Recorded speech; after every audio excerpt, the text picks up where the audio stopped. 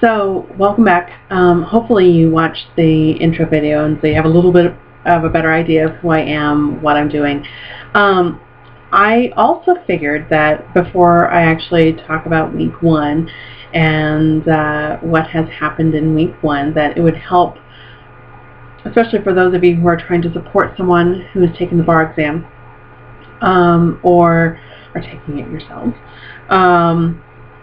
to have something to refer to for what the bar exam is, why it's such a big deal, and why you or your significant other is freaking out about it, going a little bit crazy. It is crazy making by its very nature. In its essence, in a bare bones statement, the bar exam, or not just Colorado, but any bar exam, is a licensure test for attorneys. In order to practice law, you have to take the bar exam at least once. Sometimes if you move to a different state, you have to take it again. Just depending on how long you've been practicing law, there is no guarantee that you've been practicing long enough for that particular state to offer you reciprocity. So to give you credit for having practiced in California and moving to Colorado, something like that. It is the ultimate final exam. If you think about college and you think about every class you've taken in college, I'm not even sure if any of us can remember every single class that we've taken in college.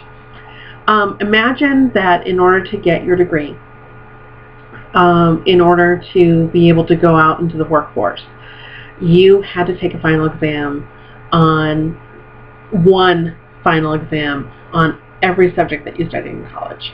So you might have music, you might have astronomy, you might have any of those things. The bar exam is a very similar sort of concept. You do get your degree having taken only a final exam in each and every single subject. But in order to practice as an attorney, in order to be able to call yourself an attorney, you have to take the bar exam in whatever state you're in. And it, like I just said, it is the ultimate final exam. It is a test on pretty much every subject that we might have taken in law school,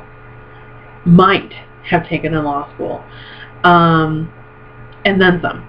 It's, for example, it's every subject on the same exam. The exam itself is 2 days long, so there's a sort of physical endurance aspect and a mental endurance aspect to the bar exam as well. It is very, very taxing, very difficult. Very difficult to even train your body to go through it. The first day is a lot of writing. So it's the essay portion in the morning, which is, in Colorado, is 6 essays in the morning, and then 2 performance tests in the afternoon on the first day. On the essays, they don't give you the courtesy of telling you what they're testing you on.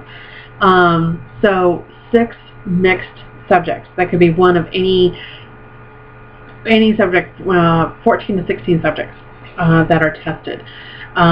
So part of the trick of passing the bar exam, of even enduring the bar exam, is being able to discern what they're actually asking you. Not even just what they're asking you substantively, but what they're asking you subject-wise. So you have to be able to learn to discern what is a torts question, or what is a family law question, or what is a corporations question, what is a trust question, something like that. 6 of those, 3 hours, no more than 30 minutes each in order to really be able to pass. I remember when I took it the last time, I think I did finish every essay, but I know that I wrote maybe only 2 paragraphs on one essay. So that kind of gives you a little bit of an idea of just how much time pressure you're under. And the afternoon performance tests are not over any specific given subject, which is nice, but it is testing your legal skills and abilities. So they give you a case file, they give you a research file, and the research has various legal authority in it, so different cases, different statutes that are all fictitious. So you're in the fictitious state of whatever. And you have to apply the law, the relevant law. You have to be able to discern what is the relevant law and what is just dicta, what is fluff. What is going to apply to the facts in your case and what is not resolved. What might need to be resolved by a court. And then you have to put it into whatever they ask you to, which is, they could ask you to write a legal memo, they could ask you to write a letter to a client, they could ask you to write legislation, which that's the one I'm gunning for. I'm hoping that I get legislation, because that's something I'm very good at and something I know really, really well. I haven't written a legal memo in years. So, sorry, that's a little bit of me projecting all of my issues into this, when all I'm aiming to do is just give you information.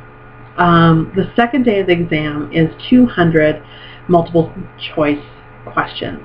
So you might, it's over 6 subjects. At least you know what those 6 subjects are. You know that there's not going to be any wild hair thrown in. Those subjects are constitutional law, contracts, torts, evidence, real property, and criminal procedure / criminal law. The 2 are combined. And, but again, they don't tell you. It's not like there's here's the contracts portion of the exam, and here's the torts portion of the exam. They don't tell you that. They give you a ton of different questions all mixed up, and hope that you are able to discern the difference. And that's actually kind of how they weed out scores, is because, for example, you might have a torts question with a criminal law answer thrown in that sounds absolutely reasonable, but you have to be able to apply the correct law to the correct subject matter, and that's actually one of the difficulties in studying for and preparing for the bar exam is training your brain to look for that. So those 6 subjects that I just mentioned, you will hear people refer to the MBE, that is the multi-state bar exam, and that is the MBE is a gigantic portion of it. It's 50%, at least in Colorado, it's 50% of the exam. So it is a really, really important aspect of the exam to be able to pass. Now, for a little bit of context, and I had a lecture about a week ago, where the guy basically said, you have spent all of your time being a straight A student, aiming for that A, being the best of the best of the best, which law school is really about. You're judged on your class rank, you're judged on, you judge yourself on those things. And one of the things that he was saying is you have to embrace the D- student, because it's not an awfully high percentage that you have to get right on the bar exam. But there's a lot of factors working against you on the bar exam that will prevent you from you don't get a gold star for getting an A+ on the bar exam. And I don't know if there is anyone who's ever gotten an A+ on the bar exam. That would be really interesting to know. But there's a lot of factors working against you. There's time, there's physical discomfort, because you're sitting there for 3-hour periods at a time.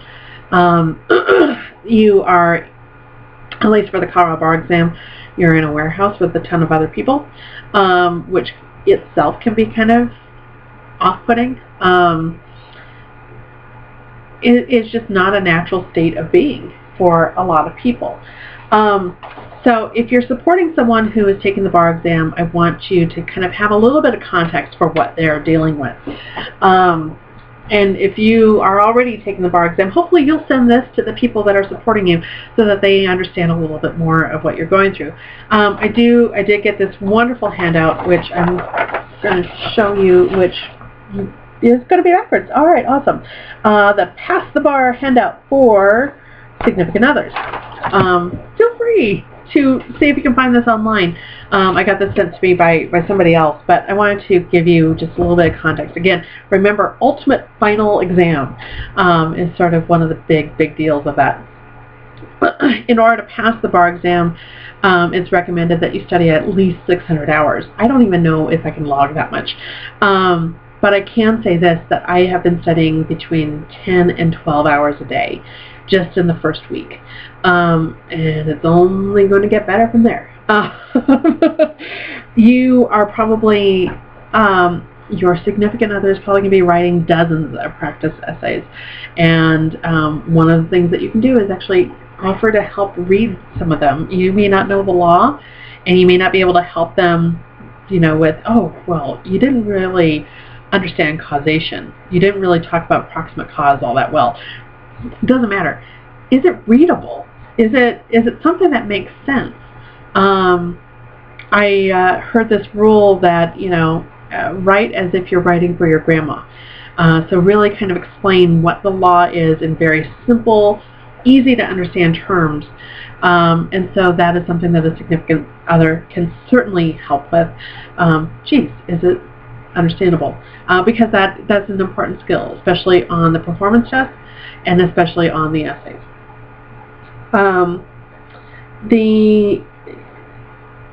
The bar examinee is also going to have to learn how to manage their time, learn how to manage their emotional, physical, and mental resources appropriately so that they can best support themselves in taking this exam. It's a very difficult exam.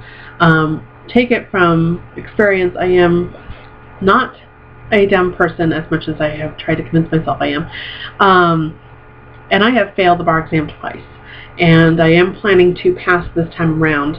But failure does happen, and it can be really devastating. And so it puts a lot of pressure, a lot of unnatural pressure on somebody to pass the bar exam. So being sympathetic is also really helpful.